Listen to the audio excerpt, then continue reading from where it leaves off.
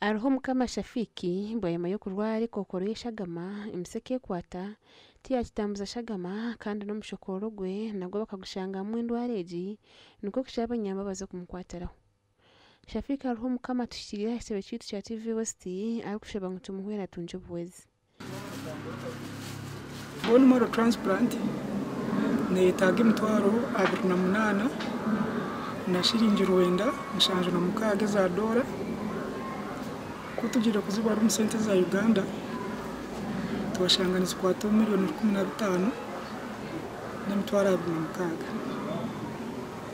kandi eje mbaze nkuba ninkosa burunaku nimba ningure emitwaro 6 akwago no kunyamba okubirudinga stem cells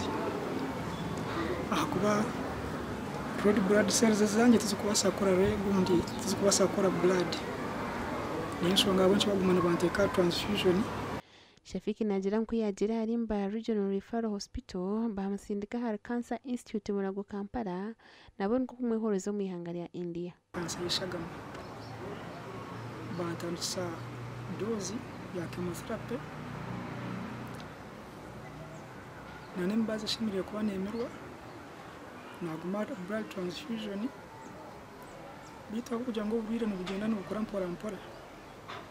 ati mpira stage yo kwetaga bone marrow transplant.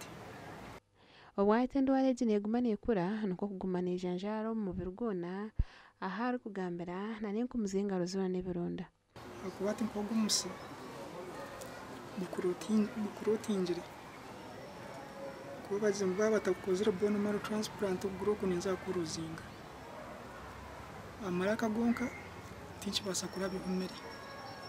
akuba kuruga mpaka bone bantu barahangamwe okumuhwera nubaza kurabira namba y'esimu ya 0760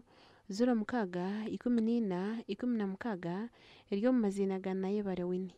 aha wa TV West Susan Chelsea.